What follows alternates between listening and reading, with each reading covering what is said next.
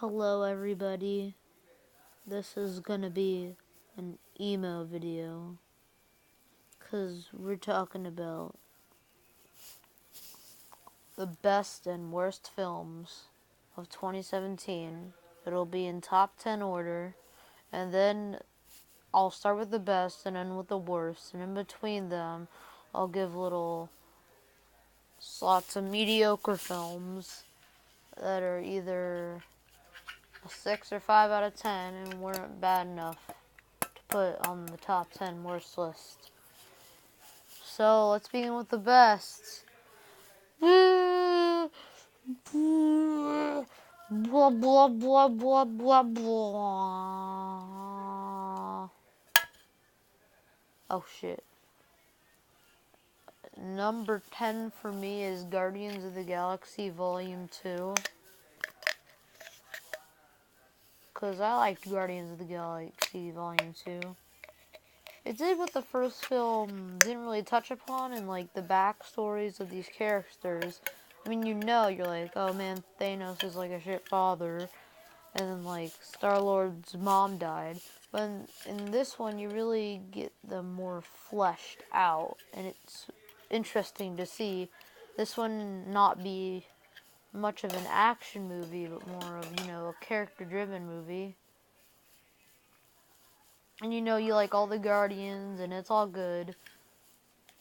But as for problems, the villains are pretty bad. I mean, there's a saying that's like, your story is only as good as the villain. If that's true, then a lot of modern movies would have terrible stories, because villains kind of suck now. I mean, you get your occasional Loki, and you might get a funny bad guy, but like, they're just there to be boring and whatever and do stuff. And they literally had no purpose until the end credits. Other than that, it's a fine, whatever, fun movie, and I give it a 7 out of 10. Oh. Number 9.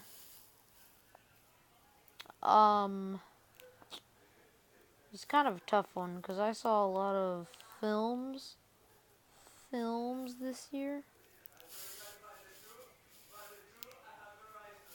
Number 9 for me is,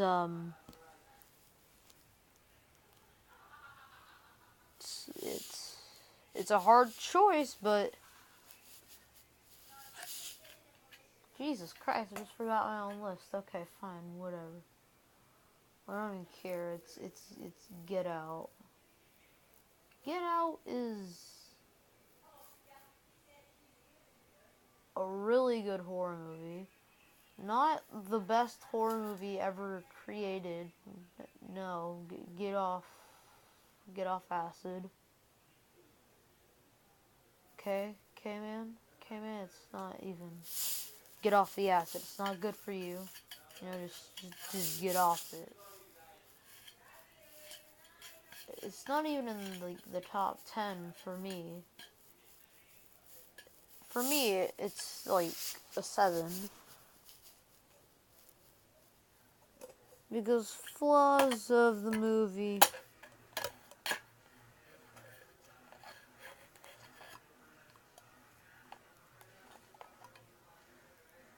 I mean, there are some plot holes, like how does the couch cushion like block the hearing that much?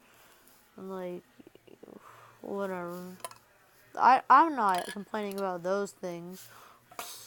The reason it gets like a 7 out of 10 for me is because the ending, I would have liked it if it was like the original ending where a cop arrested him. But like when the ending came on, it was like cheesy, and then you're like, okay. Okay, what? Come on. Really? I mean, come on. Come on. This video might just be top 10 best, because I don't know if I have time. Because I don't feel like giving them my phone number and making videos 15 minutes and then doing all that, so. Um,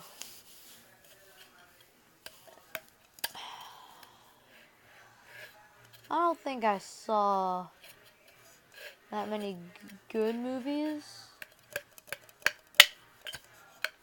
this year, but one of the good ones was Disaster Artist. This film was funny, heartwarming, all that good stuff. Even though the pacing's a little slow, and I thought it shouldn't have gone on after The Room was released. It should have just been like, it could have been like the book. But you know what? It's a fine, funny movie. I give it an 8 out of 10. Let's get on with it.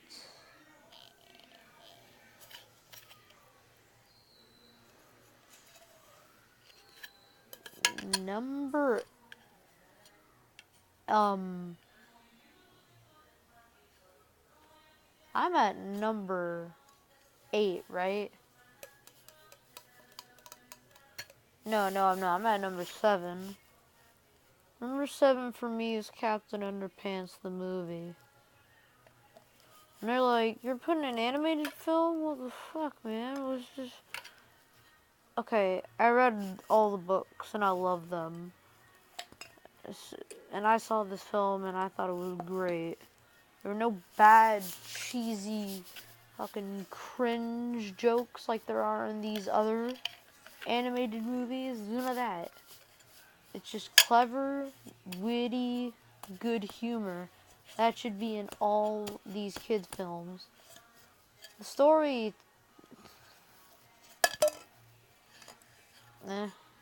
it's the books. If you read them, you know. Nothing that special. But they do elaborate on a few things, like giving Mr. Krupp a love interest. And you know what? That's fine. I give it points for the originality in the script. The characters can be very one note. Even though they're likable, like, they have like one character trait and that's it. But it's a kid's film, and you know what? They're likable and they're funny. And the villain's funny.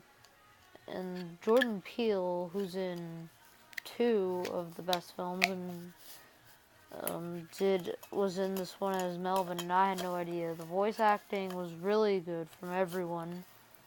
Like, in a while, it's like, and all these animated films, like, okay, this guy's this guy, and this guy's that guy.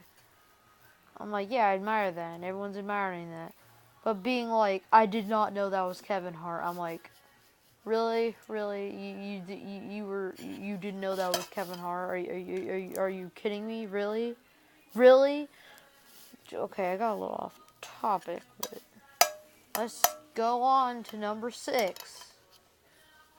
Number 6 is Jumanji: Welcome to the Jungle. It's a fine, good, fun movie. The characters are funny. It's like Captain Underpants, but with more depth in the characters, which is why this movie is better than Captain Underpants. So, that's all you have to know. It's an 8 out of 10 for me. Okay, now we're at number 5, and we're getting into the 9 to 10 out of 10, you know, territory. Number 5 for me is a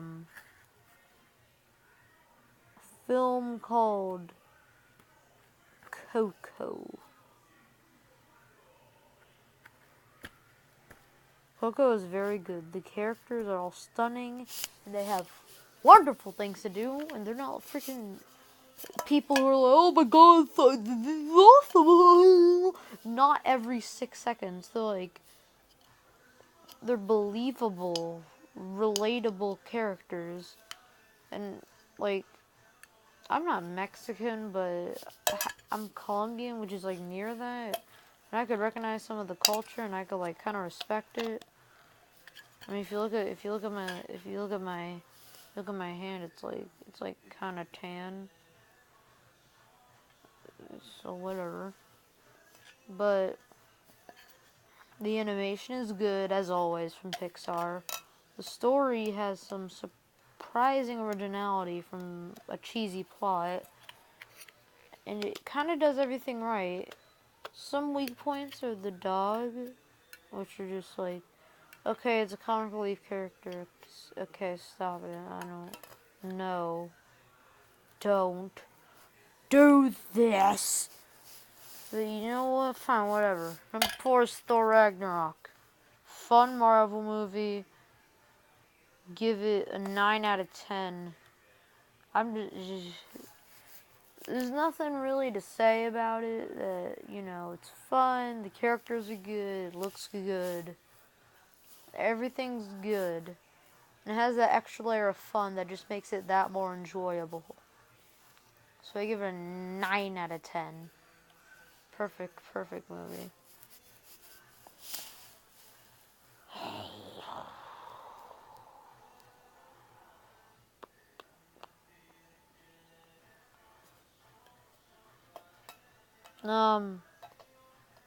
Blade Runner 2049 is an interesting case. Putting it at number 3, it's not better than the original, don't get me wrong. But it makes up for it for stunning visuals, great characters, great acting. And though Ryan Gosling gives the same performance in every film, I mean, like, from what I've seen, it's just whatever. It's just, he was in Nice Guys, and I liked Nice Guys. It was one of my favorite films of last year. But in this movie, he gives a good performance. Everyone gives a good performance. It's not like a fun movie. It's like a movie that kind of makes you think. It's an overall fun. No, it's not fun. Okay. It's a good movie, okay? It's not like fun, crowd-pleasing entertainment. It's fun. Number 2 might be a controversial pick, but it's Mudder. And the new posters, everyone's split on it. What do I think? Mother's great. Symbolism's great. Like, you don't need the characters to be likable in this. I mean, they're just there to, like, represent symbolism and stuff, but it just, gives it. It's so well made. And the fact that more mainstream movies just sweep this one under the rug is just, it's maddening to me. Like, shit, like the fucking Transformers fucking last night. Like, fucking taking the spotlight. I like that this is more mainstream since it has Jennifer Lawrence, so it's getting more, like, recognition. I admire it for that.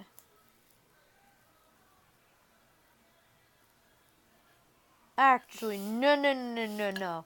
Switch up this list. Putting Mother at number 10. It's not number 2. Okay, I messed up in mind.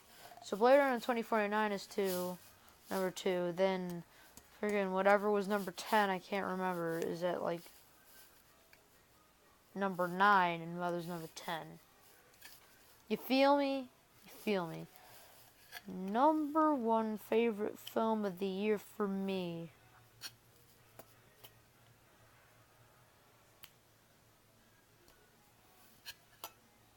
No, it's all been coming up to this.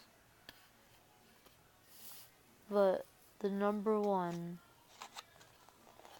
best film of the year for me was Logan. This movie was great. It wasn't sappy superhero garbage. It was just real shit. Characters were just phenomenal. It was just so great. I loved it. You guys need to see it. I can't say anything more. Goodbye.